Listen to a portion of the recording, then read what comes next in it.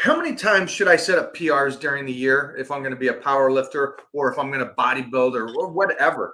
Shouldn't I try to be setting PRs every couple of weeks or every month? What's a good Actually, most of the time you are.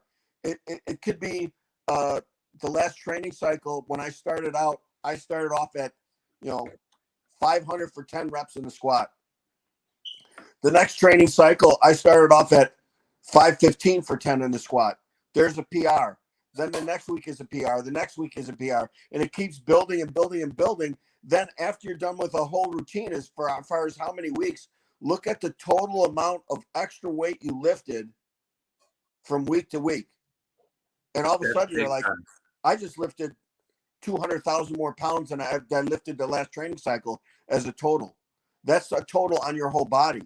Now just picture if you did that with squat, bench, deadlift, and then you did that with, let's say, a high bar close stance Olympic lifting squat as an accessory, and you did it with stiff leg deadlifts, and you did it with bent rows and shoulder presses and inclines and close grips and bent, whatever other assistance exercise.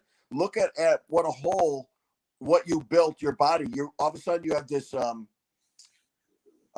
suit of armor that wherever you hit, there's a chunk of strength and muscle that you built because you got everything better. So as a whole, it's not just I got one lift stronger.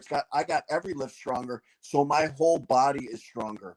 Now, what you did is you set yourself up for a type of routine for life and a structure that's going to last you so much longer than everybody else because you loved it and because you dotted your I's and crossed your T's. Now your whole body is strong where you become less weak, or Chris Duffin calls it anti-fragile. I really like that saying. I love what you just said because I could visualize that individual that does a routine like that with very little changes and very simple exercises, but he became just a statue of a man and a warrior just from those little 10 pounds there, 10 pounds there, lifted over a certain amount of time for a certain amount of reps is thousands and thousands of pounds that he wasn't doing 6 months prior. And he just exactly. You can't think of the here and now. You got to think of how it's going to build and make you into something better. And that lasts a long, long time. Sure does for us. Okay. Mike, this applies to almost any sport. Any sport. Any sport. Look at you. You have to practice and you have to have perfect practice and perfect your craft as it pertains to you. I learned all my technique and stuff I learned was from me in the gym going by feel. If it felt good for me, it was good. I can't lift for someone else.